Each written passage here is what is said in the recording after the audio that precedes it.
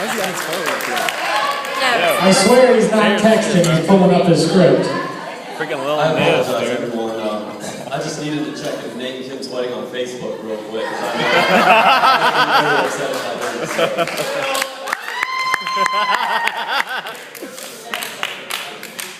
For those who don't know me, I'm Jason. I've had the pleasure of knowing Nate for 15 years. I'd like to start by saying what a great honor it's been to be Nate's best man today. Yeah. I'm glad he's finally admitted that I am the better man. I've never done a speech like this before and have been nervous all day. However, Nate was very good in bringing me aside earlier to calm me down. In fact, he said if I did a really good job and went easy on him, I could be the best man at his next wedding.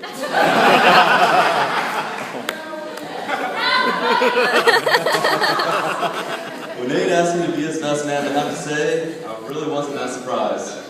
You see, Nate calls me every day at 8:30 a.m., 2 p.m., and 6 p.m. And if I don't return his call, he leaves a message saying, "Dang, dude, why can't you call me back? I'm messed up, man. What happened to our bromance?" I'll call him back and say, "Dude, I just fucked you 2 days ago." It was getting so bad, I had to call him back and tell him my fiance was starting to question my sexuality. Not Nate's, of course. I mean, who would really question that?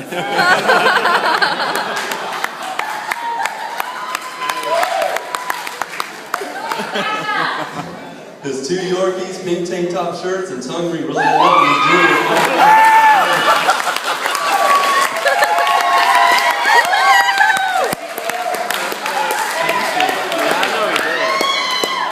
At least we can put that concern to rest today.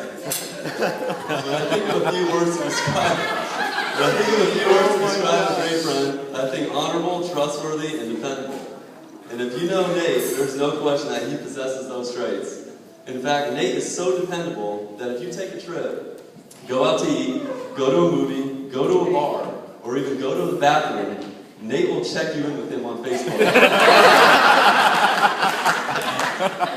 You see, you don't have to worry about tagging photos or updating statuses. Nate will handle all that for you.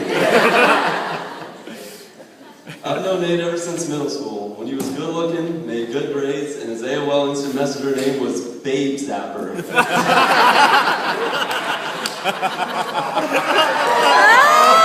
Right, John? Yes. Babe Zapper. I've watched Nate grow from a babe zapping middle schooler into a mature young man. Personally, of course, not so much physically. Nate has been a tremendous friend over the years, and we definitely have a lot of memories together. Even though I've known Nate since middle school, it wasn't until early college that we really started to grow close. From late night parties to tailgating to mini vacations. But many memories come from a place that, as we know, is Brent Road. Yeah! For those who don't know Brent Road, let's just say it has a reputation of not being the most sober and quiet street. $5 a Nate, cup. why is your face so red? You see, there's this girl named... Oh, did you cross that out? Now, I won't get into all the details of the stories about Nate and I that took place at this time, because I took part in most of them, and the last thing I want to do is tarnish my reputation. This was the first time the two of us would live together. Nate and I would come to test our friendship during this time, but in turn grow much closer. Within less than a year, I managed to punch and crack Nate's windshield, back into his car, get Nate an underage drinking ticket, and almost burn the entire house down. And each of these times, I quickly apologized for my actions, and while I knew he was upset, his replies were always, "It's just a windshield," or "It's just a bumper, I'm glad you're okay, and you really owe me one." It's in these times when your friendship is tested that you realize who that person truly is. You see, Nate has always been that caring friend who puts others before himself. The kind of guy who can always make you laugh, even if it's because the jokes are bad. The kind of guy that when you have a bad day can cheer you up. The kind that listens to you when you need someone to talk to. The kind of friend that you want for life. And because of that, it's really great to see Nate on this special night, as there comes a time in a man's life when he finds that special someone. his one true love, the person who will know and understand him for the rest of his life. That moment came for Nate when he met me 15 years ago.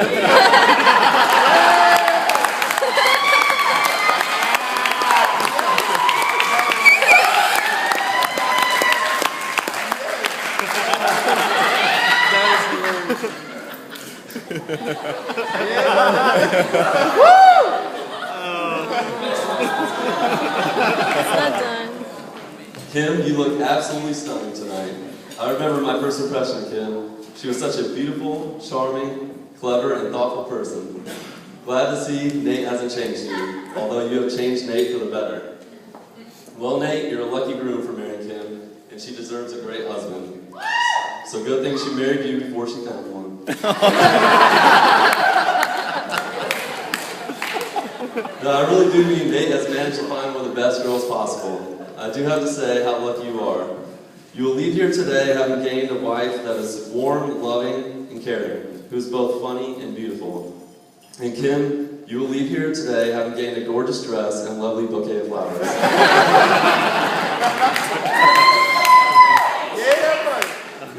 On a more sincere note, I want to express my gratitude to you both, and for honoring me as your best man. I have and always will think of Nate as a brother. An unpleasantly feminine and shorter brother.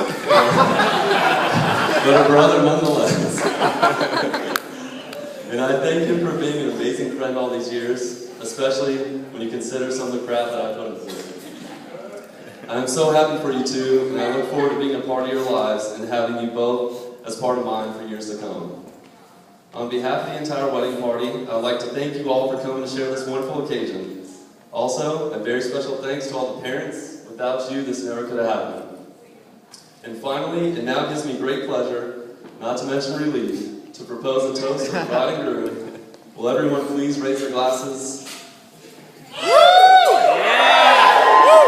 May you two live as long as you like, and love as long as you live. To Kim and Nate.